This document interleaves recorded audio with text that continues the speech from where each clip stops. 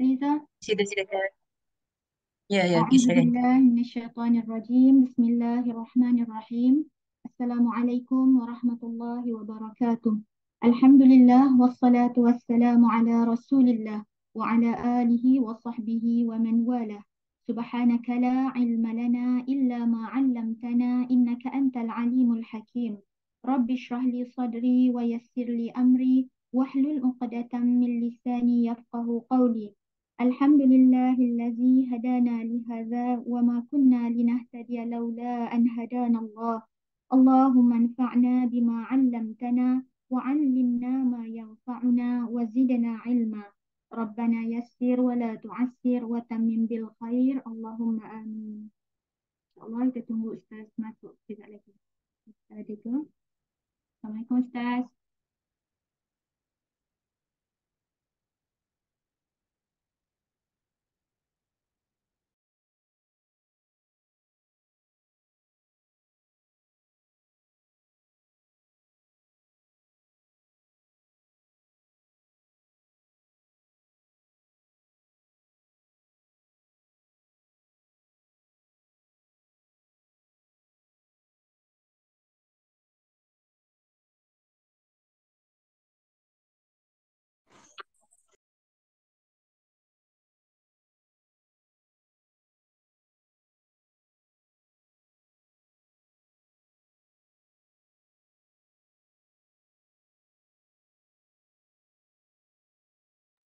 Assalamualaikum Ustaz.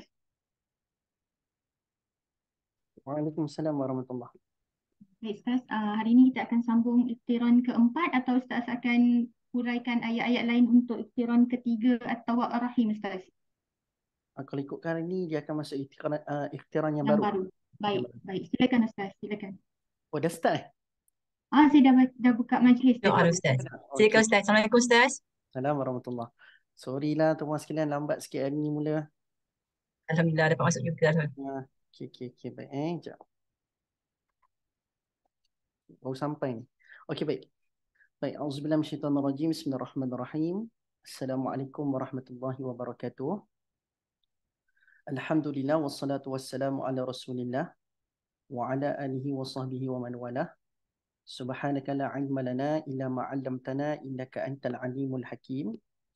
Rabbi shrah li sadri wa yassir li amri wa lil 'uqdatam min lisani yafqahu qawli. Allahumma ja'alil Qur'anal 'azima rabi'a qulubina wa nura sudurina wa jalaa'a ahzanina wa dhahaba humumina wa ghumumina. Allahumma ja'alna minal ladzina yastami'una qawla fayattabi'una ahsanah. Amin ya rabbal alamin. Alhamdulillah, tuan-tuan sekalian bersyukur pada Allah Subhanahu Wa Taala kerana pada pagi ini kita diizinkan oleh Allah Subhanahu Wa Taala untuk kita berjumpa lagi bagi sama-sama kita menyambung perbincangan kita pada tadabbur ayat-ayat yang mengandungi kalimah asma Allah Al-Husna. Dan hari ini insya-Allah tuan-tuan sekalian kita akan sambung pada iqtiran yang seterusnya. Setelah yang pertama kita bincang iqtiran antara Ar-Rahman dengan Ar-Rahim. Lepas tu yang kedua kita bincang Al-Alim dengan Al-Hakim, betul? Kemudian kita bincang At-Tawwab dan Ar-Rahim. Tak? Dah tiga kan? So hari ini kita akan sambung ikhtiran yang keempat. Saya tak pasti saya dah pernah sebut ke tidak dalam kelas kita sebelum ini. Tapi ikhtiran keempat yang kita akan bincang pada hari ini tuan-puan sekalian adalah Al-Wasi'u bil-Alim. Al-Wasi' Al-Alim. Okey, tuan-puan sekalian, ataupun kalau kita gabungkan Al-Wasi'ul Alim lah. Okey, Al-Wasi'ul Alim. Okey, baik tuan-puan sekalian, saya cuba nak mengambil peluang ni untuk memenuhkan keseluruhan masa yang diamanahkan pada saya ni untuk dimanfaatkan. Jadi tuan-puan sekalian, saya tak berhajat tu panjangkan mukadimah, tak apa tak ada ice breaking panjang-panjang, kita terus masuk topik insya-Allah. Okey, baik tuan-puan sekalian, seperti biasa sebab kita nak tadabbur Al-Quran, kita mulakan tuan-puan sekalian dengan membaca isti'adzah. Mudah-mudahan Allah jauhkan kita semua daripada syaitan dan iblis insya-Allah. A'udzu billahi minasyaitonir rajim. Okey tuan-puan sekalian, iqtiran al-wasi' bil 'alim. Okey, baik. Al-wasi' ni apa tuan-puan sekalian? Kita start kita punya perbincangan dengan datangkan makna secara literal dulu, atau secara surface dulu. Kefahaman asas dulu. Al-wasi'. Apa makna al-wasi'? Yang tuan-puan sekalian tahu? Maksud al-wasi'? Luas, maha luas. Oh, ada yang komen kat sini. Okey, betul. Puan Nur Alam uh, yang maha luas. Betul, maksudnya bila kita sebut Al-Wasi', secara asasnya di kepala kita, kita akan sebut, kita akan fahami ianya bermaksud maha luas. Okey, Al-Alim maksudnya? Maha mengetahui. Good, maha mengetahui. So basically, ini adalah dua perkataan yang kita tak susah pun untuk faham. Kan betul tak? Bila dengar Al-Wasi' kita pun dah pernah baca terjemahan dia sebelum ini. Al-Alim kerap kali juga kita jumpa dan saya percaya tidaklah kita rasa payah untuk memahami Al-Alim itu apa. Jadi tuan-puan sekalian, saya tak berhajat untuk sekadar kita pergi pada apa kefahaman seringkas itu. Oh, kita kata Al-Wasi' maha luas, Al-Alim itu maha mengetahui. Kita nak pergi kepada perbincangan yang lebih ke depan supaya perkataan yang kita kerap kali jumpa ni juga tuan-puan sekalian, khususnya Al-Alim ini, tidak semata-mata difahami dalam konteks maha mengetahui itu Allah tu tahu sahaja. Tapi ada makna yang lebih besar berdasarkan penggunaan yang Allah guna, penggunaan kalimah ini yang ada dekat dalam Al-Quran Al-Karim. Okey, tuan-puan sekalian, jom kita tengok apa makna Al-Wasi' dengan Al-Alim menurut para ulama tafsir secara umumnya. Okey, pada dua kalimah ini, Al-Wasi' dengan Al-Alim, apa pandangan para ulama tafsir tentang kedua-dua kalimah ini secara umum? Sebab kalau ikut by ayat, dia mungkin akan ada makna yang khusus. Dia akan ada makna yang khusus. Tapi kalau secara umum, apa komen para ulama tafsir kita tentang Al-Wasi' dengan Al-Alim? Saya start dengan Al-Wasi' dulu. Ini adalah menurut pendapat Al-Imam At-Tabari. Okay, saya tak sempat dapat warta tuan sekalian, tapi tuan sekalian boleh catat sendiri. Menurut pendapat Al-Imam At-Tabari, apakah itu Al-Wasi'? Wasi' ini menurut Imam At-Tabari adalah yasa' khalqahu kulluhum bil kifayah. Maksudnya apa tuan sekalian? Al-Wasi' bermaksud keluasan Allah pada ciptaan-ciptaannya untuk mencapai dua perkara. Yang pertama adalah al-kifayah, iaitu kecukupan. Yang kedua adalah al-ifdal, iaitulah kelebihan-kelebihan. Maksudnya bila Allah bersifat Al-Wasi', kata At-Tabari, dia bermaksud Allah itu maha luas rahmat dan nikmat pada ciptaannya dalam memberikan kecukupan dan juga kelebihan. Memberikan kecukupan dan juga kelebihan. Maksudnya orang yang terkesan dengan nama Al-Wasi' ini, pastinya dia akan rasa cukup dalam hidup dia.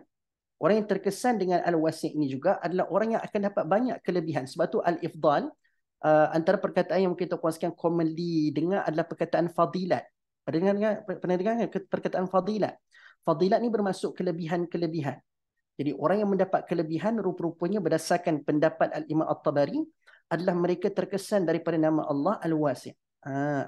Al-Wasi'. Dan tuan-puan sekalian, itu kata At-Tabari lah tentang Al-Wasi'. Maka apakah pula maksud bagi Al-Alim?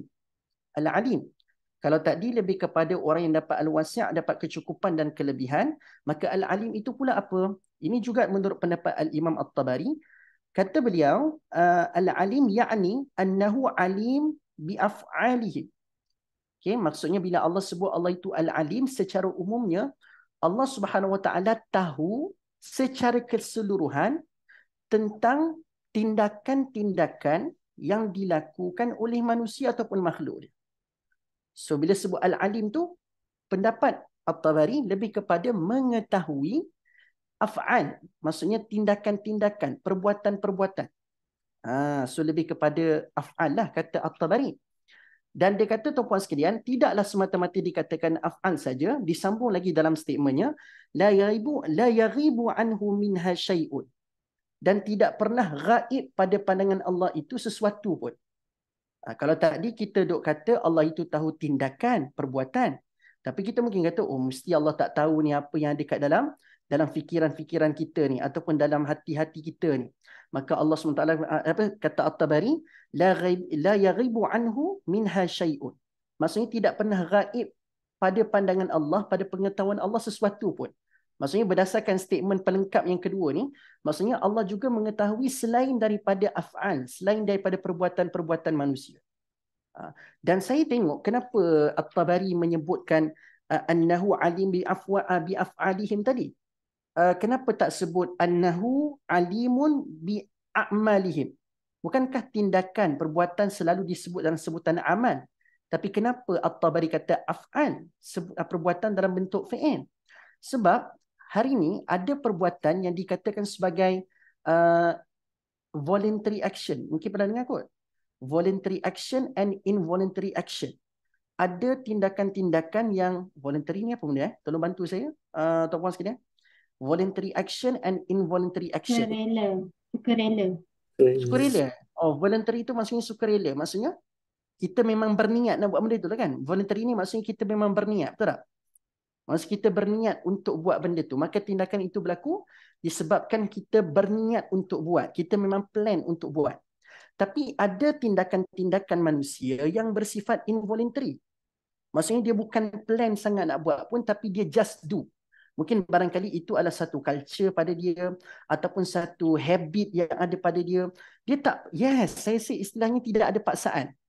So macam tadi, voluntary ni macam ada satu planning, lepas tu dia kena execute the plan dan adalah voluntary action. Tapi kalau involuntary, dia lebih kepada, yes, automated pun dia juga. Dia automated. Dia macam kita bila terkejut, kan bila ada orang segah kita, zon gitu kan, dia terkejutkan kita tuan-tuan sekalian, kita pun macam ada renjatan. Dia macam kita duk menggelinjang sekejap bila mana ada orang sergah kita ataupun ada orang jerkah kita. Kita tak plan pun nak melompat gitu. Tak plan pun sampai nak melatah macam tu. Ya, dia spontan. Banyak perkataan-perkataan yang kita satu-satu keluar tu dia macam memaknakan involuntary action. Maka Allah Subhanahu Wa Taala, tuan-puan sekalian, tahap tahu tu berdasarkan pendapat Tabari lah. Tahap tahu Allah pada tindakan manusia tu adalah pada voluntary action dan juga involuntary action. Sebab kita always consider that yang Allah akan nilai dekat akhirat itu cumalah apa yang diketahui terhadap perbuatan yang kita plan. Perbuatan yang kita memang planning to execute it ataupun planning to execute them. Tetapi tuan-puan sekalian, ada juga Allah nak bagi tahu dekat akhirat nanti aku nak bagi tahu dekat manusia, aku juga tahu setiap perbuatan-perbuatan yang kamu buat dalam keadaan involuntary tadi tu, secara spontan tu tadi. Maksudnya ada benda-benda yang kita buat terancang dan tak terancang, semua Allah tahu. Itu juga sifat Al-Alim. Dan apa-apa sahaja cetusan dekat dalam hati yang sengaja ataupun tidak sengaja, la yaghibu, dia tidak pernah akan menjadi ghaib di mata Allah. Semuanya akan dilihat dengan jelas, diketahui dengan jelas oleh Allah Subhanahu wa Ta'ala. Mudah kata tuan-puan sekalian, jami'uha adim. Semuanya tidak ada terlepas daripada pengetahuan Allah. Okey, itu adalah menurut pendapat At-Tabari berkenaan dengan secara umum apakah itu al-wasi' dengan al-alim. Okey, apa pula pendapat ulama tafsir yang kedua? Sebab kita nak kena make it balance lah. Kalau saya ambil At-Tabari, maka mungkin At-Tabari ada view dia. Kita nak tengok para ulama yang lain ni, tafsir yang lain ni, dia ada tak kesepakatan dengan kata At-Tabari itu tadi? Okey, sekarang ni kita nak go through pula pada pendapat As-Sa'di. Okay, pendapat Al-Imam As-Sa'di. Okay, As-Sa'di pula tuan-puan sekalian bila menyebutkan tentang apakah itu al-wasi'. Al-wasi' menurut pendapat As-Sa'di, wasi'un al-fadlu was-sifatu azimuha. Maksudnya bila disebut tentang Allah itu al-wasi', al-wasi' itu maksudnya Allah itu sangat luas pada al-fadl. Sama juga dengan apa yang At-Tabari kata tadi. Kan tadi At-Tabari kata al-ifdal kan, maksudnya kelebihan-kelebihan. So As-Sa'di pun menyebutkan perkataan yang sama, iaitu al-fadlu, maksudnya kelebihan, keluasan Allah pada memberikan kelebihan-kelebihan. Dan juga Allah itu juga luas, bukan sekadar memberi kelebihan, tapi Allah juga luas dalam kelebihan-kelebihannya. Okay, faham tak maksudnya luas dalam kelebihan-kelebihan tu maksudnya macam mana? Contoh, pernah tak kita ni, contoh dalam satu benda yang ada pada kebanyakan manusia, tapi mungkin ada satu dua orang yang mungkin kelebihan pada kebiasaan itu lebih sikit. Contoh, sekarang ni kita semua boleh mendengar ke tidak tuan-puan sekalian? Boleh kan? Ada orang, dia kalau nak dengar apa yang tengah saya cakap sekarang ni, dia punya laptop tu, dia kena buka volume penuh. Kan? Volume penuh tu, volume tu memang habis bar tuan-puan sekalian dia guna. Kan? Dia punya mikrofon tu tekan rapat habis nak bagi dengar apa yang saya cakap dalam kuliah pada hari ni. Tapi ada orang tu tuan-puan sekalian, mungkin telinga dia tu memang terlebih sensitif. Mungkin bagi dia ni, cara tengah saya cakap ni, ataupun kekuatan kelantangan suara saya ni, membingitkan telinga dia. Dia rasa macam, aduh, bingitnya telinga. Padahal orang dengar biasa ya. Contoh. So, setiap orang ni, pada satu kelebihan yang umum, mungkin barangkali tuan-puan sekalian kita nampak, okey, sepatutnya semua itulah standard dia. Tapi mungkin akan ada satu dua orang yang lain standard pendengaran dia. Mungkin terlebih peka. Sebab tu kita kata apa dalam peribahasa Melayu, kesimpulan bahasa tu, telinga lintah. Kan, telinga lintah. Kenapa lintah? Tuan-puan sekalian pernah dengar? Telinga lintah. Ke saya salah? Telinga kuali, Ustaz. Telinga kuali Hmm. First time pula saya dengar telinga kuali. Biasa saya dengar telinga lintah. Ke saya je yang dengar telinga lintah ni tuan-puan sekalian. Sebab dia macam ada orang yang mungkin malam-malam hari dia tidur tu, kita ingatkan bila tidur ni dengar tak dengar dah. Kan? Tapi ada orang ni tuan-puan sekalian, dia ada sedikit pergerakan pinggan dekat dapur. Dapur tu pula hujung tu. Kan? Dia punya bilik tu kat depan rumah, dapur kat hujung tu. Sikit pergerakan pinggan, mungkin barangkali apa tak tahu. Kan adalah sesuatu cicak ke apa kata dia melompat-lompat, dia bergerak sikit. Kan? Dia bergerak sikit. Lepas tu ada orang sikit pergerakan pinggan pun dia dah mula sedar. Padahal pintu dah tertutup, waghallaqatil abwab. Pintu-pintu dah tertutup tuan-puan sekalian, tapi dengar dia tajam. Kan?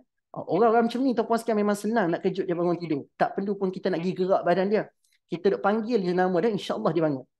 Telinga dia tu memang tahap peka tu tinggi, tajam pendengaran dia.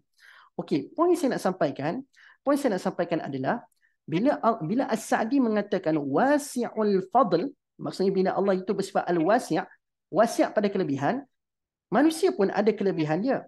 Tapi Allah Subhanahu Wa Taala much more further kelebihan-kelebihannya Allah ada. Tapi kita tidak pula boleh menyamakan, maksudnya kalau saya mendengar dalam makna mendengar sebegini, ada sesuatu bunyi datang ke telinga maka saya dengar, maka kita tak boleh kata, Allah itu cara dia mendengar mesti kena ada bunyi dan kena ada sesuatu yang masuk ke telinga, menggerakkan gegendang, maka bolehlah dengar. Kita tak boleh samakan macam tu. Sebab itu Allah itu wasi'. Maksudnya mungkin pengetahuan pendengaran Allah itu, ataupun keluasan Allah dalam mendengar itu, tidaklah seperti macam mana kita mendengar. Mungkin ada pelbagai cara. Sebab itulah dalam surah Al-Mulk, kan Allah kata, wa asirru qawlakum awijharu bi, innahu alimun bizatis sudur, kan? So kenapa tiba-tiba Allah kata Allah tahu apa yang dekat dalam dada kita? Sedangkan dekat dalam hati kita ni tak pula ada suara yang terkeluar daripada hati. So jangan kita consider yang Allah mendengar tu cara yang sama seperti mana kita. Sebab cara Allah mendengar tu dengan skala yang lebih luas. Dengan tahap yang dengan capaian dan tahap yang lebih meluas. Itu adalah al-wasi'. Wasi'ul fadl itu adalah kata As-Sa'di lah. Bukan sekadar kelebihan keluasan Allah dalam memberi kelebihan, itu kata At-Tabari, tapi As-Sa'di pula berpendapat keluasan sifat dan kelebihan Allah tu sendiri. Luahnya. Itulah al-wasi'. Wasi'ul fadl was sifat. Itu kata As-Sa'di lah. Wasi'ul fadl was sifati azimuha. Okay?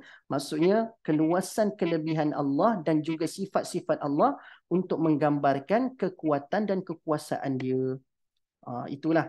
So apapun kelebihan kita ada hari ini, percayalah Allah punya kelebihan tu lebih luas dan kita mungkin tak boleh nak terbayang keluasan kelebihan dan sifat Allah Subhanahu Wa Taala. Macam macam kes macam kita tengok, saya tak tahu lah itu video yang betul ke tak betul. Sebab sekarang ni tuan-puan sekalian ada banyak video-video tentang Palestin yang ada yang video dah lama, ada video yang tak tahu tuan-puan sekalian kesahihan dia. Tapi latest one tuan-puan sekalian saya tengok, tuan-puan sekalian tengok tak ada video yang ada kucing yang bila tuan dia meninggal dunia tu, kan masa dah kena bom tu kan. Kucing tu dia macam tak nak lepaskan tuan dia pergi tu, tengok. Kita pun tengok video tu tuan-puan sekalian rasa macam sayangnya makhluk sesama makhluk. Iaitu walaupun itu kucing, yang seorang lagi tu manusia, tapi sayang sama makhluk tu sangat tinggi. So kita mungkin akan nampak ada elemen rahmah dekat situ. Tapi bila Allah itu kata As-Sa'di wasi'ul fadli was sifat, maksudnya sifat sayang Allah itu terlalu luas sampai kita duk kata itu adalah bentuk sayang yang kita rasa dah cukup besar. Tapi keluasan sayang Allah tu lebih besar daripada apa yang kita nampak depan mata. Sebab itulah tak pelik bila Hamka nak sebutkan tentang rahmat Allah tu, dia bawa dalam bahasa yang kita faham sebagai manusia lah. Dia bawa contoh macam anak ayam dengan ibu ayam. Ini antara orang kata analogi Hamka tentang Ar-Rahman, Ar-Rahman yang sangat-sangat dekatlah di hati kita ni. Contoh macam anak ayam dengan ibu ayam. Kan bila mana ada anak ayam diancam oleh manusia, contoh ada manusia kacau dia tuan-puan sekalian, apa yang ibu ayam akan buat? ibu ayam ni akan sanggup pergi serang orang yang kacau anak dia tu tadi, dan ada kemungkinan ada je manusia yang saja dia kacau anak dia supaya dapat umpan mak dia. So bila mak dia dah pergi menyerang orang tu, mungkin masa tu okey, senang nak tangkap dia, senang nak sembelih. Kan? Senang nak sembelih. Sebelum ni nak pergi kejar pelambat satu rumah, tak dapat-dapat. Kan? Halaman rumah tu habis berkejar atau sekian, tak dapat-dapat. So dia umpan dengan anak dia, kacau anak, tengok ibu ayam ni akan pergi serang anak dia. Akan pergi serang anak dia pula. Akan pergi serang orang yang kacau anak dia. Kan? Jadi poin saya nak sampaikan, tuan-puan sekalian, adalah so kita nampak sanggup ibu ni, mak ayam ni, ibu ayam ni korbankan diri dia semata-mata nak bagi kelangsungan hidup kepada anak dia. Kita pun rasa macam runtun jiwa melihat sayangnya ibu ayam kepada anak ayam. Lalu kata Hamka, kalau itu pun sudah kamu rasai betapa sayang itu terlalu besar, Allah punya sayang lebih besar dan tak tergambar besarnya lebih daripada itu. Dan kadang-kadang kita perlukan analogi sebegini untuk nak menampakkan kebesaran rahmat Allah kepada kita. Bahawa kita nampak Allah tu lagi besar daripada itu. Dengan setara itu pun kamu dah runtun jiwa melihatnya, kelebihan apa yang berlaku pada sayangnya seorang anak ibu ayam kepada anak ayam, maka Allah lagi besar daripada itu. So itulah maksudnya wasi'ul fadlu was-sifat. Itu maksudnya, boleh faham Itu kata As-Sa'di pada Al-Wasi'. Dan juga apakah Al-Alim? Okey. Alim pula kata As-Sa'di adalah alim bisarairikum wa niyatikum. Maksudnya apa? Al-alimnya Allah itu pada perkara yang sarair, rahsia. Sebab biasa yang diketahui itu adalah perkara-perkara yang zahir, yang kita nampak. Tapi alimnya Allah itu adalah pada bisarairikum. Maksudnya perkara-perkara yang sarair, rahsia, sir. Dan juga waniyatikum. Dan juga apa jua bentuk cetusan-cetusan, lintasan-lintasan. Maka Allah juga mengetahui. Kadang-kadang kita duk geram dengan cikgu disiplin kat sekolah kita ni, garang terlampau amat. Kita ni mungkin terlintas, aku nak bocorkan tayar cikgu, tayar kereta cikgu ni. Terlintas je. Tapi tak buat pun. Tapi Allah kata, tak perlu tunggu kau buat bocorkan tayar tu baru aku tahu yang kau ni memang nak bocorkan tayar kereta tu. Kau terlintas nak buat tadi pun, the moment tu Allah dah tahu dah. Terlintas je, geram sungguh, aku nak bocorkan tayar kereta cikgu. Masa terlintas tu pun, yang tu dia kata alim bisarairikum wa niyatikum. Niat tu, lintasan tu pun Allah tahu dah. Itulah kata As-Sa'di lah. So tidak ada benda yang akan menjadi rahsia. Itu adalah kalau kita kembangkan kefahaman pada komen As-Sa'di ni, tak ada benda yang menjadi rahsia Allah. Tidak ada benda yang menjadi rahsia pada Allah. Cubalah kita sembunyikan tahap tinggi macam mana sekalipun, tahap lapisan tutupan banyak macam mana sekalipun, tapi takkan pernah menjadi terlindung pada pandangan dan pengetahuan Allah.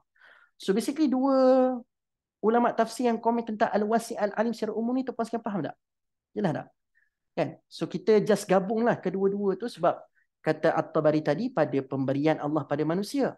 Kata As-Sa'di pula lebih kepada Allah tu sendiri. Kan? Jadi macam ada perbezaan dekat situ. Tapi kalau kita gabungkan kedua-duanya, betul juga Allah itu luas pada dirinya dan juga luas untuk hambanya.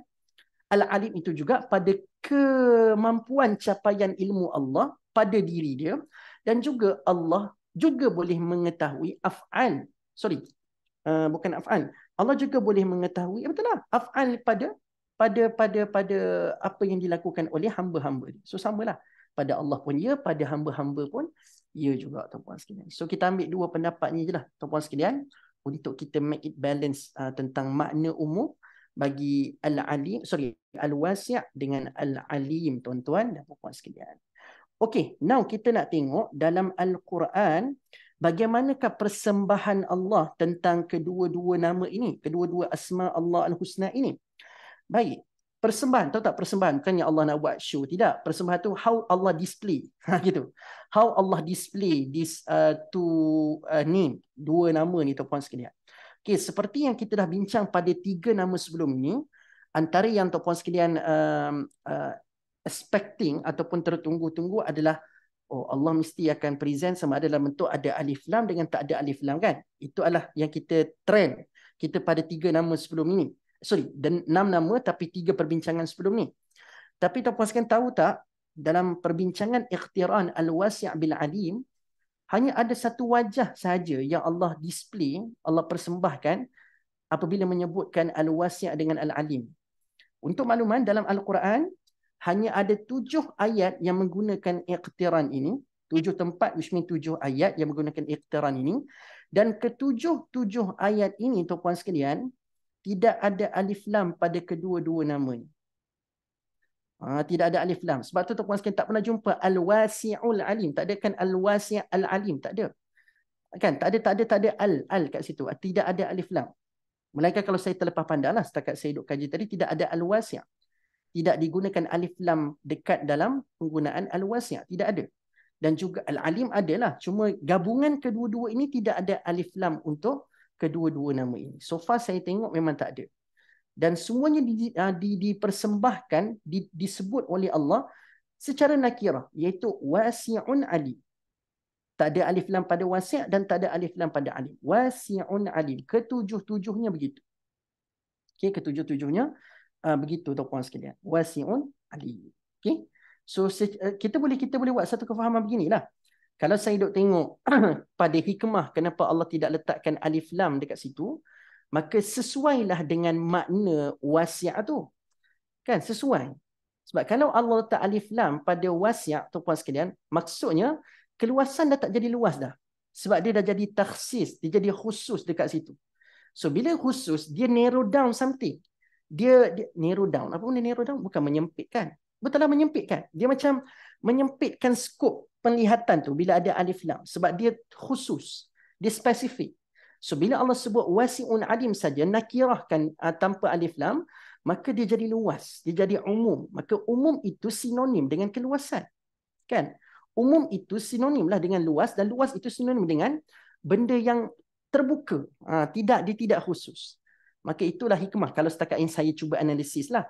Hikmah kenapa tidak diletakkan alif lam pada wasi'. Sesuai dengan makna bagi wasi' itu sendiri, tuan-puan sekalian. Tetapi tuan-puan sekalian, bila kita nak sebut Allah secara tunggal lah, maksudnya kita nak sebutkan sifat Allah secara tunggal, maka kita kena sebut Al-Wasi'. Tak boleh sebut wasi' saja. Allah wasi', Allah wasi', tak boleh. Kan? Dalam Quran tu ada konteksnya kenapa Allah bawa wasi'un alim tu. Tapi secara tunggal kita nak memaknakan Allah itu maha luas, maka kena sebut Allah Al-Wasi'. Sebab itu dekat dalam asma Allah Al-Husna yang kita duk nasyidkan itu, yang kita duk hafal itu, perasan tak semuanya ada alif lam, alif lam, alif lam, alif lam. Termasuklah Al-Wasi' ni. Kan? Termasuklah Al-Wasi' ni. So sebab nak membuktikan al dekat situ, yang kita sebut Allah Al-Wasi' itu, memaksudkan hanya Allah saja. Khusus Allah je yang ada sifat keluasan ini. Boleh?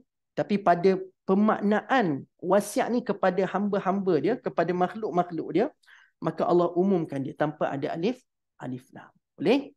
Okey, baik. Itu adalah pada bilangan ayat, dan juga kita nak kata perbezaan, tapi tak ada perbezaan sebab semua sama, wasi'un alim. Okay, now kita nak tengok ketujuh ayat tu apa konteksnya Allah bawa apabila membawa kedua-dua nama ni. Baik, kita tengok tuan-puan sekalian. Kalau tuan-puan sekalian boleh catat, saya sebut ayat dengan nombor-nombor ayat dia terlebih dahulu. Wow, siapa ni? Oh, Puan Balkis dah settlekan kerja kita semua tu. Dah ada dah senarai-senarai ayat tu. Barakallahu fiik. Terima kasih banyak-banyak Puan Balkis. Okay, saya sebutkan berdasarkan juga apa yang Puan Balkis telah senaraikan dekat situ. Yang pertama adalah surah Al-Baqarah ayat 115. Sama je dengan apa yang saya tulis, dengan apa yang saya catat dengan apa yang Puan Balkis catat. Okay, surah Al-Baqarah ayat 115. Okay, itu yang pertama. Yang kedua adalah Al-Baqarah 247. Sama juga. Yang ketiga adalah Al-Baqarah 261 pun sama juga. Yang keempat Al-Baqarah 268 sama juga. Yang kelima Ali Imran ayat 73. Okey, sama. Seterusnya surah Al-Maidah ayat yang ke-54. Ada tak Al-Maidah 54? Al-Maidah 54 Puan Balkis tak tulis. Okey, Al-Maidah 54. Ada satu lagi tertinggal. Ni Puan Syarah Faiz ada surah Al-Maidah ayat ke-54. Sama juga. Okey, dan yang terakhir surah An-Nur ayat 32. Okey, sama dengan Puan Balkis pun sebut, Puan Syairah pun ada tulis juga. So surah An-Nur ayat yang ke-32. Masya-Allah, terima kasih pada Puan Balkis dan Puan Syahira tolong menutakan ayat-ayat ni. Dan saya harapkan tuan-tuan sekalian sedang menonton di Facebook pun cuba komen-komen sikit. Kok ada yang terlepas pandang kan? Kan maksudnya tak semestinya dekat dalam Zoom kena pergi komen kat Facebook. Yang dengar kat Facebook tu, cuba kita rajin-rajinkan menotakan apa yang saya sebutkan tadi. Okey, so itulah 7 ayat yang kita akan discuss, akan kita bincangkan tuan-puan sekalian. Tapi tengoklah, setakat saya kaji akan ada juga yang sama. Cuma saya nak start tuan-puan sekalian terlebih dahulu dengan membawa tema-tema pada setiap ayat ni. Kan? So kita nak tengok tema apa yang Allah bawa tentang idea wasi'un alim ni. Apa tema-tema yang Allah bawa? Okey, saya start dengan ni tak bincang dalam lagi tau. Kita nak bincang tema dulu. Tema pada setiap ayat tu yang Allah sampaikan tu. Okey, kita pergi pada ayat pertama, surah Al-Baqarah ayat 115 ni.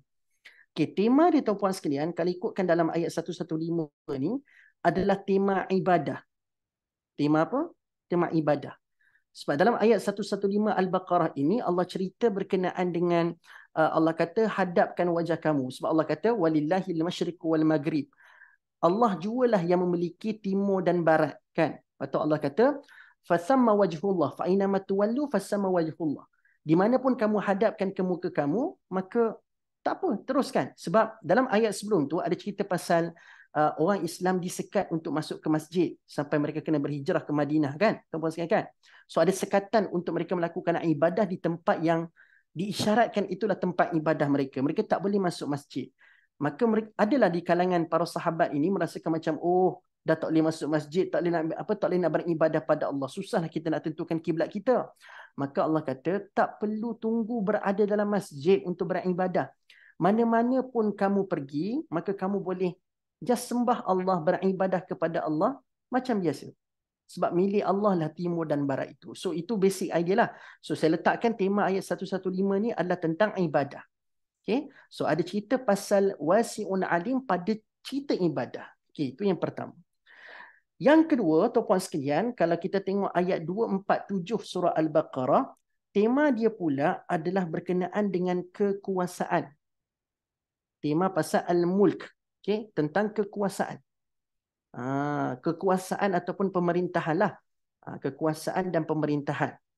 So basically saya boleh sebutkan, tak nak bincang panjang dulu sebab ada banyak punchline yang menarik dalam ayat 247 ni masa kita nak bincang secara detail. Tapi 247 ni cerita pasal pelantikan Talut sebagai raja. So detik di mana Nabi yang telah diminta oleh Bani Israel untuk memilih seorang raja untuk mendapatkan semula Baitul Maqdis, maka tuan-puan sekalian pada waktu itu telah dipilih Talut sebagai raja. So adalah cerita masa Talut diangkat sebagai raja ni, apa yang berlaku, orang tu setuju tak setuju tu dalam ayat 247 Al-Baqarah ni. So tema dia yang ada cerita pasal wasi'un alim ni, tema dia adalah pasal pemerintahan dan kekuasaan. Okey, pemerintahan, kekuasaan. Okey, kita pergi pula yang ketiga tuan-puan sekalian, ayat 261 surah Al-Baqarah. Yang mana tuan-puan sekalian ayat yang cukup popular, saya rasa tuan-puan sekalian pun tahu ayat ni, yang cerita pasal kita infak di jalan Allah Subhanahu wa taala ni. Allah bagi perumpamaan, mathalul ladzina yunfiquna amwalahum fi sabilillah kamathali habbatin ambatat sab'a sanabil tu. Kan? Setiap infak yang kita buat tu seperti satu biji benih yang menumbuhkan 7 tangkai, dan setiap tangkai tu ada 100 tu, mi'atu habbah tu. Okay? So kita boleh katakan tema ayat yang ketiga datang daripada 261 Al-Baqarah ini cerita pasal infak. Itu tema dia. Tema dia pasal infak. Ataupun sekali kena catat ni supaya kita akan tengok segmen-segmen apa dalam kehidupan kita ni yang Allah yang Allah terapkan elemen al-wasi'ul alim ni. Kita nak tengok. So kita dah ada apa tadi? Kita ada ibadah, kita dah ada kekuasaan pemerintahan, dan juga kita sudah ada infak sampai ayat yang ketiga, ayat ketiga iaitu ayat 261 Al-Baqarah. Okey, baik. Terus ayat 268, tuan-puan sekalian, 268 surah Al-Baqarah cerita pasal poverty ataupun kemiskinan. Okey, cerita pasal kemiskinan. Okey, cerita pasal kemiskinan. Tema kemiskinan juga ada elemen wasi'un alim. 261 dengan 268 tak jauh pun, which mean 7 ayat selepas lah daripada 261 tu ada cerita pasal tema kemiskinan dan ada elemen wasi'un alim dalam ayat 268. Okay, itu keempat. Yang kelima, surah Al-Imran ayat 73, tuan-puan sekalian, adalah cerita pasal Al-Quran. 73 surah Al-Imran cerita pasal Al-Quran. Al-Quran, tuan-puan sekalian, Sebab dalam ayat yang ke-73 ni kita mungkin tak nampak secara obvious tentang mana Quran ni kan. Tapi bila Tuan Puan sekalian baca, janganlah kamu percaya melainkan kepada orang-orang yang mengikuti agama kamu tu. Sebab dalam ayat tu Tuan Puan sekalian dia kaitan dengan ayat 72. Yang mana ayat 72 tu ada cerita pasal ahli kitab yang pada awalnya kita dengar tu baguslah sebab ahli kitab tu suruh kita ni beriman kepada Al-Quran.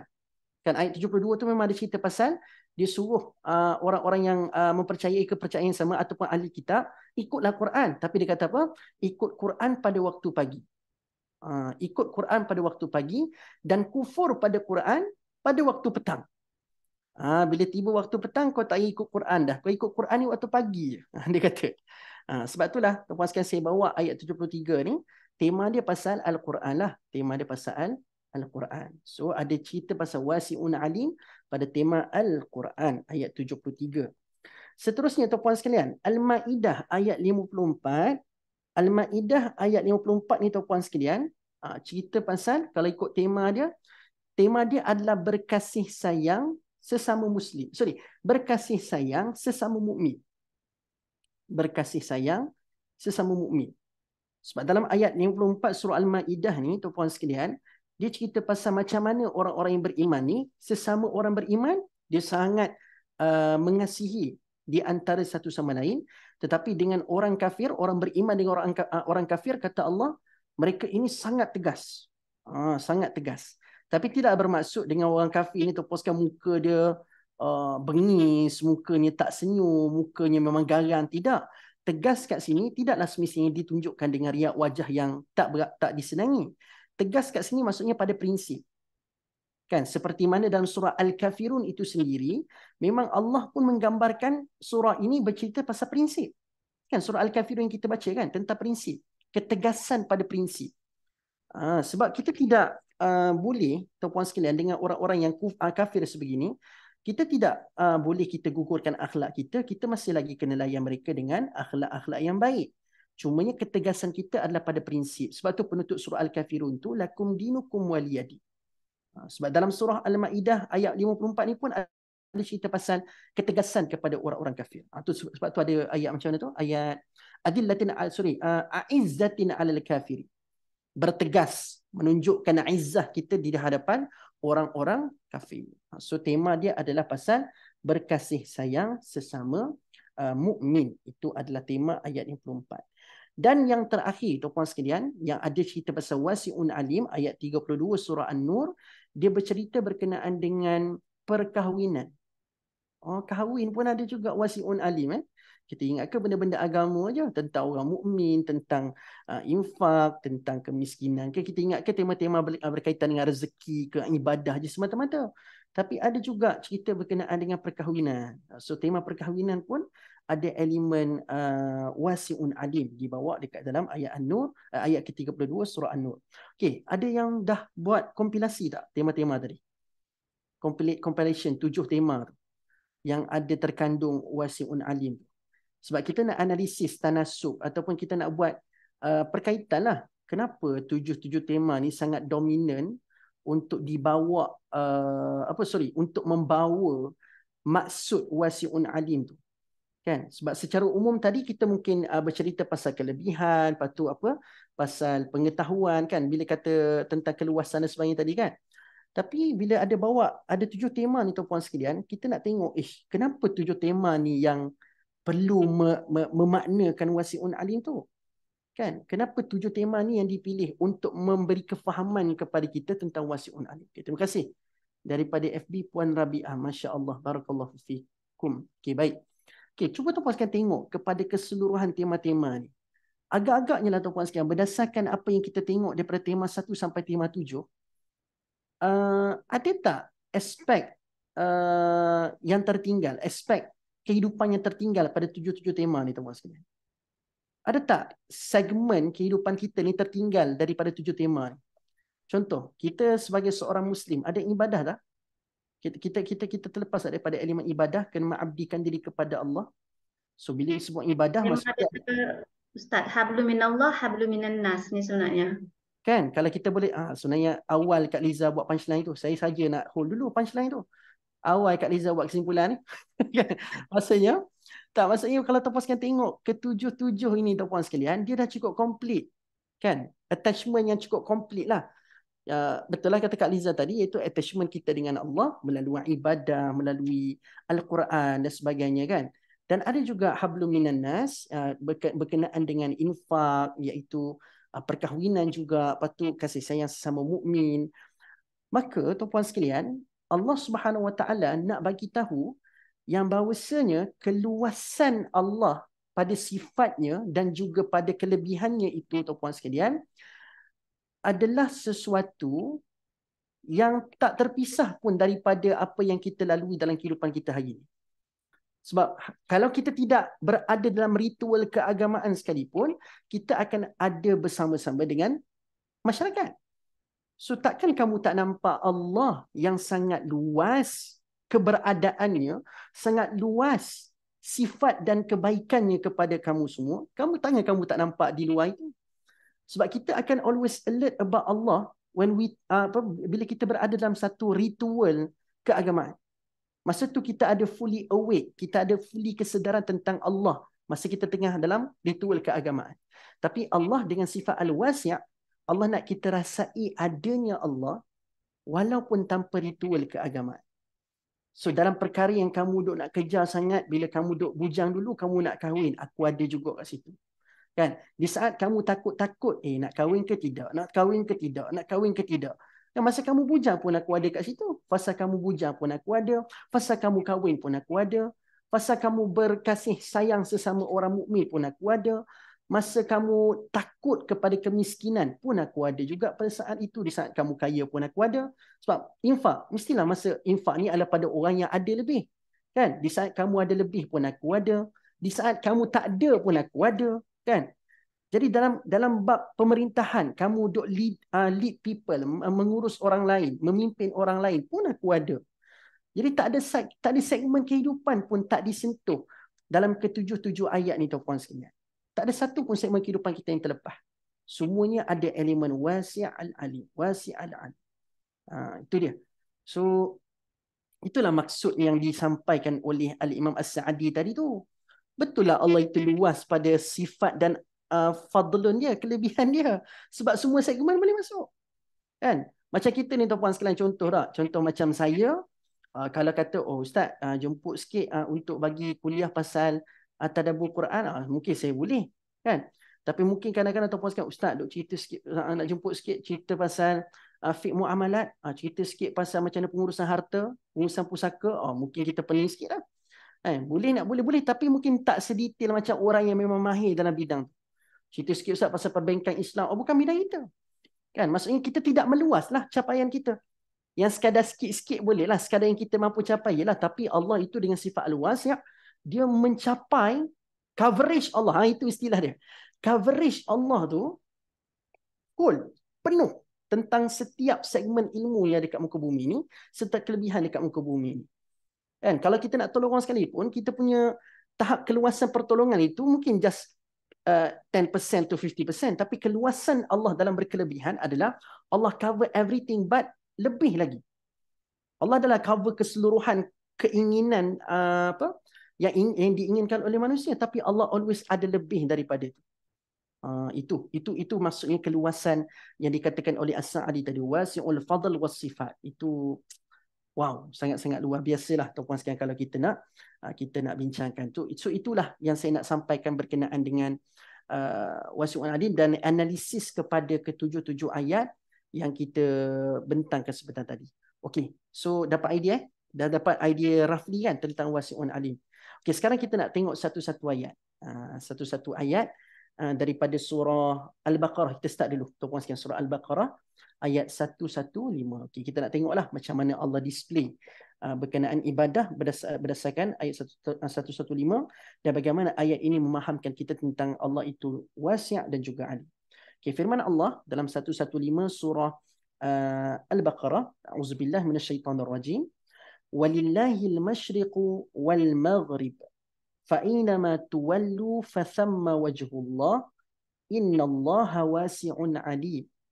Dan Allah jualah yang memiliki timur dan barat.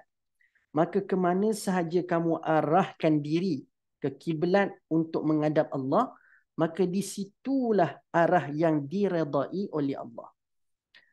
Sesungguhnya Allah maha luas rahmatnya dan limpah kurnianya lagi sentiasa mengetahui. Okay. So dalam ayat ini tuan-puan sekalian, seperti yang saya telah sebutkan sebentar tadi, dalam ayat sebelumnya khususnya, dalam ayat 114, tadi 115 kan? Dalam ayat 114 ada cerita pasal bagaimana orang mukmin dihalang masuk ke masjid. Seperti yang Allah sebut dalam ayat 114 tu, وَمَنْ أَظْلَمُ مِمَّنْ مَنَعَ مَسَاجِدَ اللَّهِ أَنْ يُذْكَرَ فِيهَا اسْمُهُ وَسَعَى فِي خَرَابِهَا. Ada cerita pasal siapakah yang lebih zalim daripada orang-orang yang menyekat dan menghalang dari menggunakan masjid-masjid. Kalau ikutkan tuan-puan sekalian, tempat ibadah yang bagus, yang terbaik memang di masjid. Tapi bila dah berlakunya sekatan-sekatan tertentu, maka tuan-puan sekalian, Allah kata, jangan kamu menyempitkan sampai tahap buat kesimpulan, oh solat sudah tidak lagi wajib sebab tempat terbaik untuk melakukan solat sudah tidak ada. So sebab itu ayat 115 datang untuk menggambarkan betapa masjid, tempat sujud kat muka bumi ni sangat luas, bukan di masjid saja. So tak boleh kita nak nafikan sebab walaupun ayat 115 ni datang menggambarkan keluasan tempat kita boleh bersujud, tapi kita tak boleh nak nafikan juga tuan-puan sekalian, masjid is the best place untuk kita bersujud. Seperti mana banyaklah isyarat yang Allah sebut dalam Al-Quran dan juga dalam hadis yang disebutkan oleh Nabi tentang masjid tu is the best place for sujud. Tuan-puan sekalian. Okey, baik. Kembali. Jadi, tuan-puan sekalian, mana saya punya nota tadi? Okey. Jadi tuan-puan sekalian, bila kita tengok ayat 115 ni, Allah memulakan dengan walillah, dan bagi Allah, al-masyriqu wal maghrib. Kan? Timur dan barat. Dan bagi Allah, timur dan barat. Dan untuk Allah, timur dan barat. Itu cara Allah sebut ayat ni lah. Tetapi tuan-puan sekalian, tidakkah kalau kita susun balik ayat 115 Al-Baqarah ni, kita akan nampak should be yang lebih biasa ayat ni sepatut disebut adalah al-masyriqu wal maghribu lillah. Sepatutnya.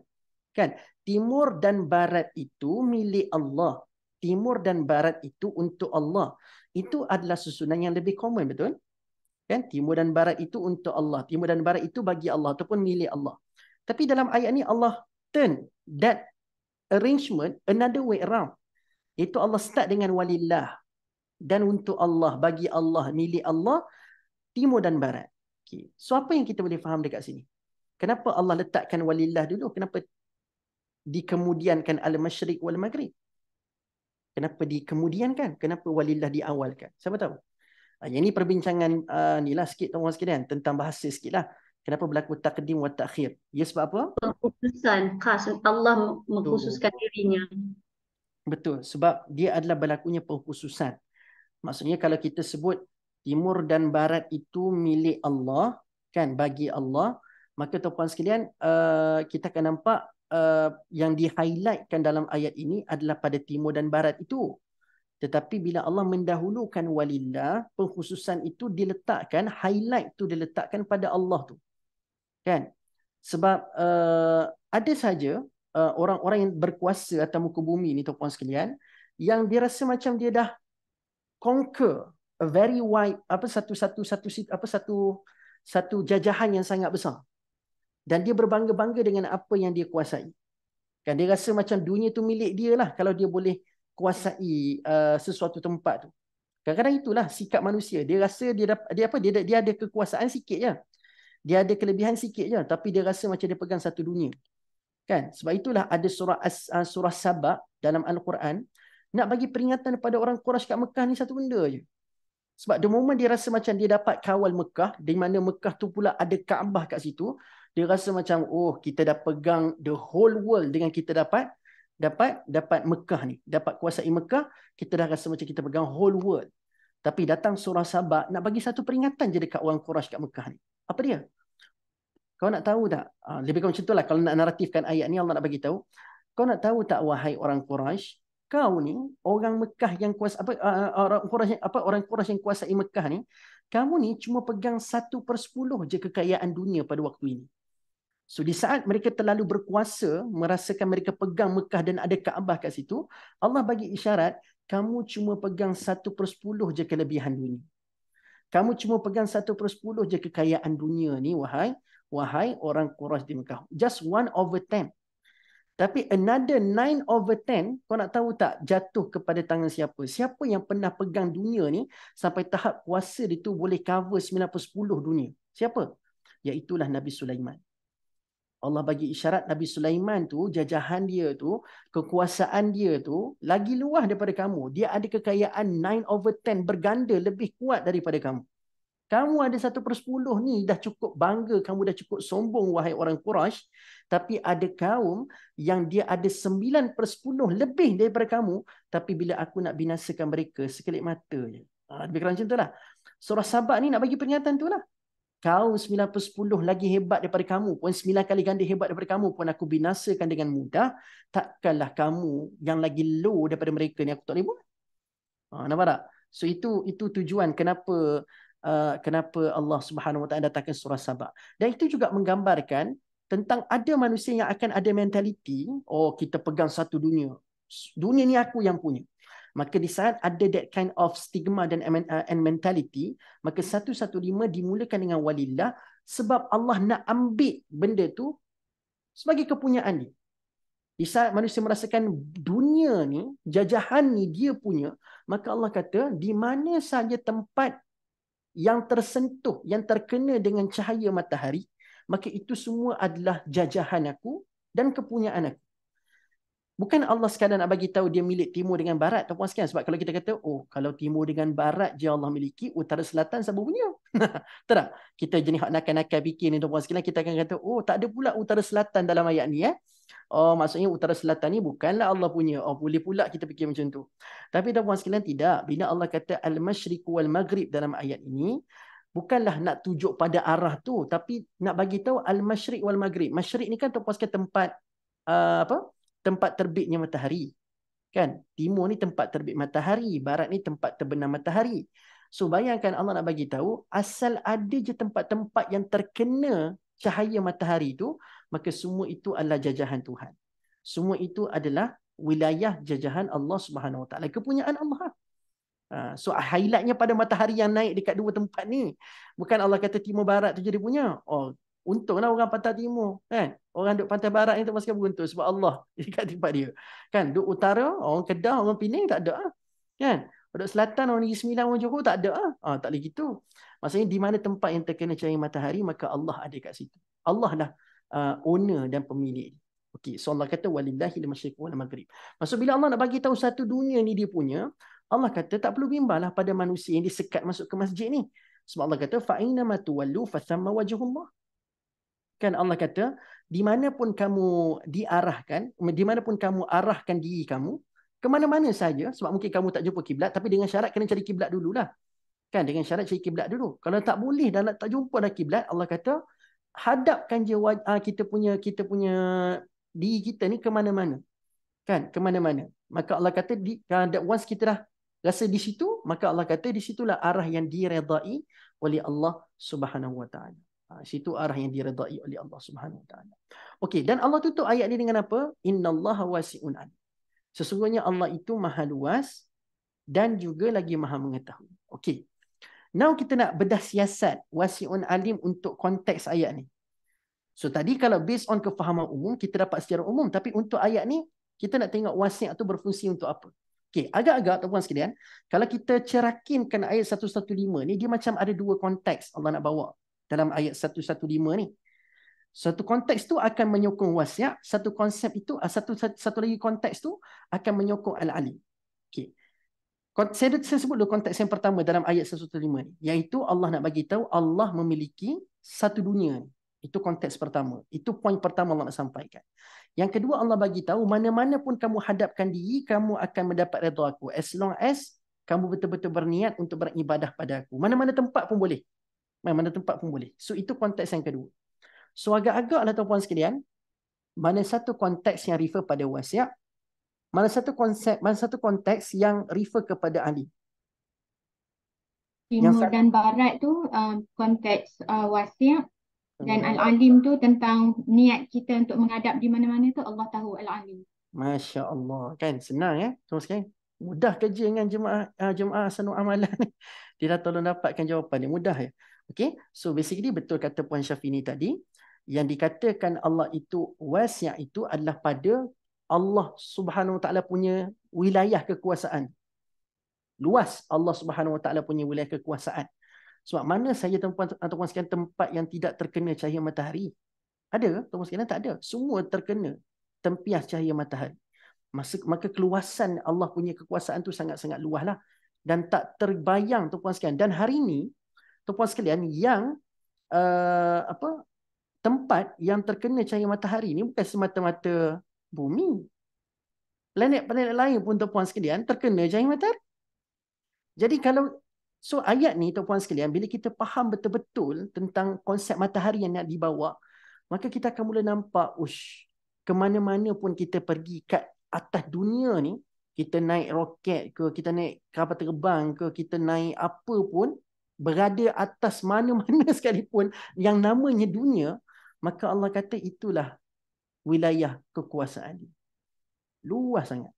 Sebab hari ni, our definition about luas, cara kita interpret dan mendefinisikan luas ni tuan-puan sekalian, tidak luas. Faham tak?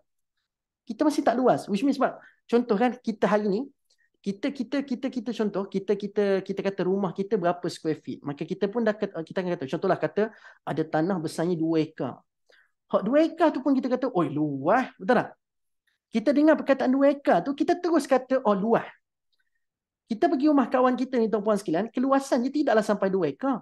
Mungkin barangkali tuan-puan sekalian 22 kali 70 je tuan-puan sekalian. Standard rumah teres kan, 22 kali 70. Kita masuk rumah dia, luasnya. Pada 2 ekar pun kamu sebut luas, pada 22 kali 70 pun kamu sebut luas. Luas tu apa maksud luas bagi kamu? Kan? Jadi kita sentiasa ada kefahaman yang berbeza-beza tentang luas ini. Kan? Luas.